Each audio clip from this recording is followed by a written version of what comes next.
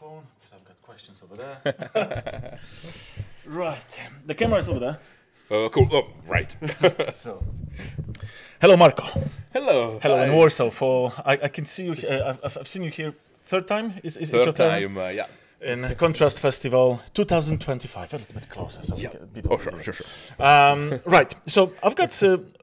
First of all, your impressions about the festival, about the works, because you've been judging this year as well. Yes. You've been judging previous years? No, this is my first time. Oh, at this is your Kontrast. first time. And it's actually my first time this year judging in general. I started in November at Scale Model Challenge. Okay. Then I had SCM, yeah? Scale Model SCM. SMC, SMC. yeah. One round, that was easier. The competition is still small at Las Vegas Open. Okay, yeah. So this is my second big one. Second one. Oh, so you deem it a big festival? Absolutely. That's oh, good. yeah. You are one of the big European ones, and honestly, one of my favorites. Yeah? Yeah. Is it because of the people, because of the level of the works? Because of everything, I honestly fell in love from the first time. The first time I came by invitation, I was doing the demo on the big room. Oh, yeah, I remember that. That was scary. They didn't tell me how big the room was. You thought it's going to be like 20 people? Well, the usual tiny room with 15, 20 people. Yeah, I can manage that. And then I think it fits 400, I think, something like that. Christoph showed me the room, and I got pale. That night I didn't sleep. I wasn't ready for that size. I can imagine that. But honestly, I fell in love, and I was telling everyone, oh yeah, I'll be back next year. And a bunch of them, I saw their faces were like, yeah, sure, okay, you were invited. We will never see you here. I meant it. I love Kontrast Cool. for the people, for the increasing level of number and quality, the general atmosphere, and it has been a growth also for me. Last year, because of the atmosphere, I said, okay, next year I'll bring the family. Okay. This year, the area. Oh, your family is here? Yeah? Oh yeah, my kid played around all day yesterday. In the board game or in the... the Lego area with the Star Wars guy, right. All the inflatable toys. That's weird. Today is the kids, National Kids Day, and they closed it, everything. Okay. Only Star Wars is still open. There's a bunch of stuff happening in the city center. There's still a bunch of cool stuff for kids. Okay. Right. So yeah, literally everything. The atmosphere is definitely a good plus. Okay. And how easy it is to meet people. We are all here. There's no dispersion. Love it. Yeah, everything is in one building. I mean, all the festivals that I go, there's another one in Łódź, a much smaller one, but some of the people from the Łódź painting community, LDZ painting crew. Sure. Jakub Małysa, you know. Yeah. He's the head of the crew, and he started this smaller. And the festival grows, and it outgrew the initial place. And they had to, move it. And I'm worried that it might outgrow this place, and they will have to move it somewhere. Every single year we are talking about that. Okay, next year you'll need more space. And they told me that, he manages somehow, right? With the reorganization, with the structure. Big tents and double tents. Like this year, it's Michał is doing a great work and the whole team. So they were telling me you have this year 200 extra models compared to last year. Oh. And that was you are growing so quickly, so steadily. I think it's because Poland is like very friendly, and everyone wants to come in. And from the west, from the south, and everyone is coming here. So Oh, and even internationally, I didn't a single bad feedback. We are all going home with glowing reviews, cool. And every workshop, every chat with people, like, okay, what are the unmissable shows? Kontrast is always up there. One of the most important ones. Honestly, and amazing. the placement in that early summer, it's great to have something that you perceive as more relaxed. It feels more like an holiday instead of the once in winter, that you feel that you are going for that. You are there for painting show, and just talking about that. Yeah, it's a little bit summer outing, like an early summer outing. Yeah. It feels more like a guilty pleasure than anything else. And you came here from, you are stationed in Italy, or? I'm in Ireland. I've been in Dublin for almost 7 years. I'm counting 6, but it's more 7 than 6. So yeah. Right, Marco. I've got 5 questions that I want to ask any painter, If you let me talk, I will keep you here for 4 hours. Sorry. I came up with 5 generic questions that I would most probably be able to ask every single painter. So the first one is what's the one painting technique you think that every miniature painter should know? Ooh, I'm biased, of course. I think. Of course, yeah. I'm a big fan of underpainting concepts. Underpainting. I went heavily back in art history and the history of art techniques, painting techniques, and I see so much potential on that, where combined with opaque techniques, you can expand the range of what you can do to crazy levels, especially when we are landing on subtleties, that kind of information that is not super obvious from the shelf, but keeps the viewer engaged when picks the model up. Okay. So those kind of subtleties. Like a second kick. If you see a model, it's amazing. Yes. Oh my God. Of course, the first impression, you know, much I love the bright, powerful colors. We can see that. Yeah, that's my hook to the viewer. It's personal taste, but it works great to grab that attention from someone passing by, or you have that collector piece on the shelf, you are hooked. Then I give you something else when you bring the model up with all that. So everything transparency, and I'm expanding even more. Like last few months, I was traveling a lot, so I worked a bunch with watercolors, tiny palette going around. And that thinking, I was already on that transparency thing, but with the watercolors, I can bring those concepts to miniatures, and I can expand what I can do to extreme levels. That's amazing. So I like that investigation. I was thinking you're gonna go with some speed paints, because that's the contact, like speed painting, like speed paint techniques. Well, that's for painting in general. But you can also bring that into speed painting. Of course. Speed painting, we still think about it in the context of gaming, because that's where you need speed. But I have a game this week, or a tournament this weekend. I have to finish the army. But it's more about the concepts of economy and efficiency that I think are still great even for display painting, because you can do the most of work really quickly and then focus on details. I've never seen value in time. That thing that we often use, like, that model took me 100 hours. I don't see any meaning on that. Okay, that's. You know what's the worst thing? That someone says it took me 100 hours, and you look at the model like, I don't see it. That's the worst case scenario for sure. Of course, it goes both ways, because you can see, if you say I've just spent 5 hours on it, you could also say if you added 5 more, it would look much better. There's always a needle that you can. That's the worst situation. But yeah, that doesn't mean anything, because of course a more experienced painter will be faster. Just because he knows what to do, hand mechanics, coordination, the actual speed of the hand, even if you take away all the techniques.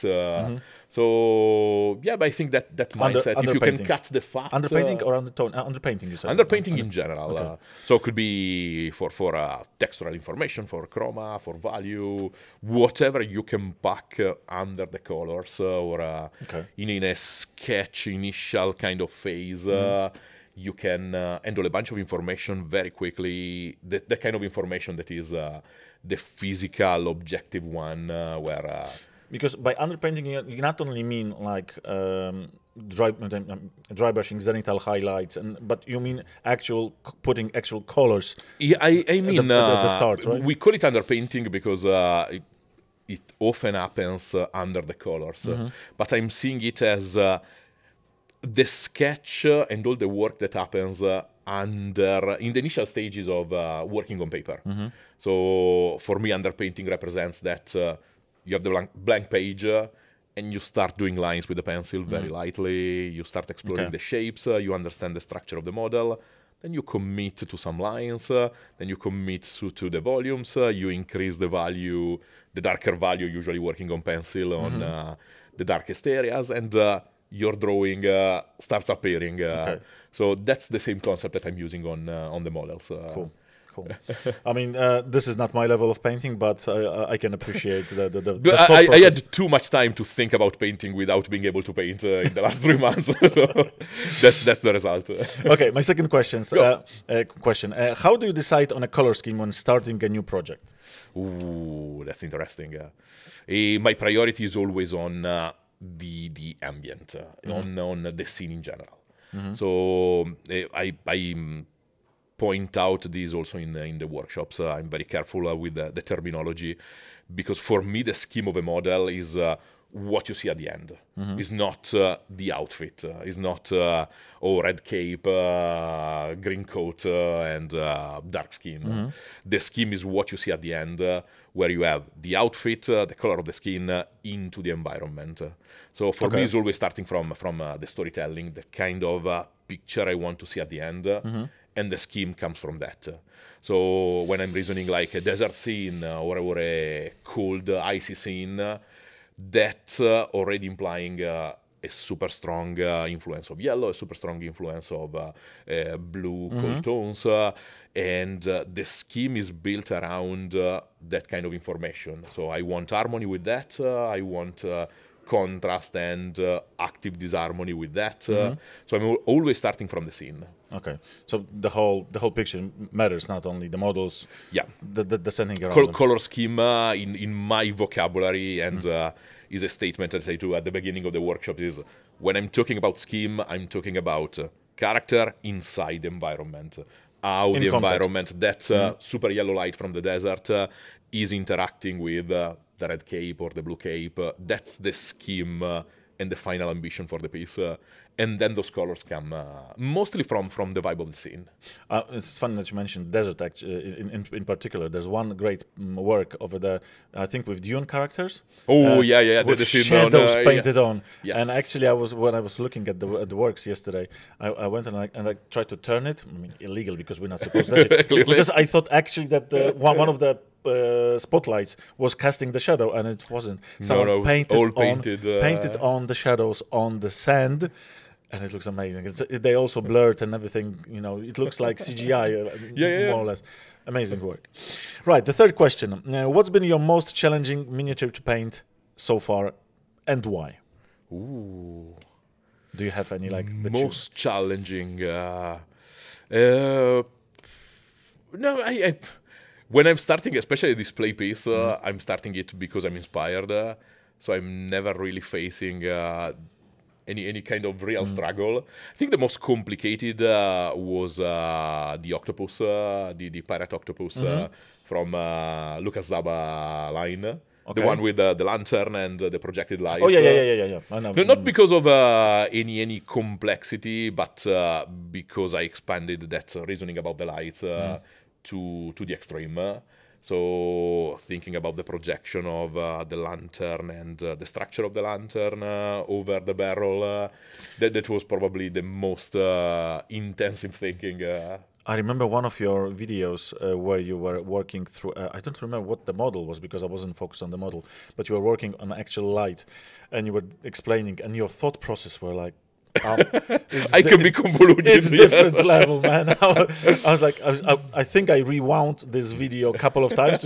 What are you on about? Because I don't understand it. I'm a board game painter, army painter, and I don't actually spend so much time. And this is amazing. So if you say that one work especially was challenging in this particular area, like light casting and everything, then I don't recall it in my memory. I know which model you talk about, but I need to go back to it and find it. Now that we are thinking, another interesting one was the Landskenek, one my last big historical piece. That was challenging because I don't really know the tropes of historical. I'm still learning what an historical piece should look like. So that was interesting in the historical research behind that. In Poland, we've got this saying that ties into some historical nerds that, oh, your backpack is not in the right color. This is the joke that we have. Like, do you paint it? It's a historical model. Do you paint it historically accurate or not? And some people just go, I don't know, camo green and Devlon mud for a tank. And, and some people, you can imagine, like historical guys, like from like miniatures World War II, and they go. They can be very picky. Yeah, like, oh, this is not the right color. They were running out of green in 1939 or something. And, yeah, but so being historically accurate is one thing, and you don't have to paint historically accurate model for it to be deemed historical, right? It just need to be a model. You can paint a Napoleonic model in pink if you want, and it can be an amazing model. It can be a costume on Halloween. Exactly. So you don't, but it's still a historical model that costs a couple €100, and no one will know. It's just your interpretation of the model. But knowing that crowd, I went deep into that rabbit hole. I was checking the sewing techniques of the era because I was painting the stitches, or the model has a playing card on the hat. So okay, what is the heraldry or the design it standard of or exactly? And there are scans in museums of full sets of playing cards. So I found those. I went. So that was a big rabbit hole. Deep rabbit hole. Right. So this is the question, like specifically for you. Do you prefer speed painting or taking your time with a single showcase piece? Ooh, which one do you prefer? Because I know gun you. To the head. I known you from speed painting, and you were like my go-to guy for looking at how can I speed up my speed painting process. But I know that you obviously do the courses, the display, the workshops, and the display models. So you are the best of both worlds. You do one and the other, actually, and you do it amazingly. So that's that's still impressive. So thanks. Which one? That's a struggle because even in the everyday life, in the week, I'm always jumping between the two. So usually it's day YouTube, more gaming speedy stuff, and night display stuff. So I will never be able to choose, and because I'm using both as okay, I've done a lot of speed painting. I'm a bit tired of that. Palette cleanser. Let's do the other. Exactly. Then tiny bit too much of that. Let's go back to a quick warband. Exactly. I cannot choose. I love them both. And as we were saying at the beginning, I have a bunch of technical contamination between all the speed painting is okay on display. I don't have to rush. I can expand on that. Or if you want to see it on the other side, this is the technique as should be. What corners can I cut? They are two sides of the same coin that I love. You mean that like you spent 5 hours doing one head, for instance, or head cover, and you spent 5 hours. How can I translate it to make it look as close as possible in speed painting techniques? Yes. Which steps I could miss? This is something that I have ever had back in the day when the Games Workshop was doing in White Wars their tutorials. And it's like, you put this paint, and then you cover it with something else. And I was always like, what was the point of I don't know, this brown that they had, like very common brown. Especially with the washes, I'm the worst one. No, just like I use them every few years. There was this very popular brown that they always used for almost everything that was meant to be warm color, even skin. Okay. Scorched brown, I think. That's a good one. Yeah. If you go back enough, Bestial Brown. Scorched brown, was one of my favorites. And they always put this color and then put like skin color. And I was like, why? You cover it 100%. There's not even, it's not sticking out. You didn't do a glaze on it. It's just you covered it completely. Why? And that's one of the steps that I would skip painting my army. So probably that's the kind of reasoning that you do with that kind of extreme speed painting. Okay, this might be a difficult question because it's might go into. I'm not sure if you have any cooperations with big companies, but I'm completely free. I don't take sponsorships, which is amazing. Then the question is amazing because I want to be able, when talking about paint materials, to say whatever I want. Exactly. So I never take. I've picked a good question then. So if you could collaborate with any game or miniature company, who would it be and why, and what would you paint for them? Oh, cool. Well, I'm actually kind of living that kind of ambition. I'm starting to collaborate closely with Mindwork. Mindworks, okay. They have an amazing work ethic. We are resonating to person. They are also Italian? Yes, yeah, yes. They're based in Pescara. It was pretty close to where I was studying at the time. And we are planning some cool stuff. Just for the listeners and viewers, Mindworks is a display model company, yeah? Yes, they're jumping also into gaming. My last couple of videos. Right. I didn't know. Yeah, they are literally is on GameFound right now. Still in preview. Okay. Is a skirmish game. Waste punk kind of post-apocalyptic style. Okay. So the last couple of warbands are coming from that. Okay, cool. I need to. And this is no sponsorship. Is that kind of loose collaboration where do you want to paint them because they are close friends? So yeah, send the models. Personal relation is always the best. Yeah, and it evolved from a friendship to a closer collaboration. We have some cool stuff for the future. So. The stars are aligning with, I would love to work with them, and it is happening. Cool. That's amazing. Thank you, Marco. Thank you for the short interview. Pleasure. Thank you very much. And I hope to see you next year because I will be here and you also. We were already talking next year. Yeah, it's done. Cool. Thank you very much. Thank you, everyone. Thanks a million. Bye, guys. Thank you. A pleasure. Really, really big pleasure.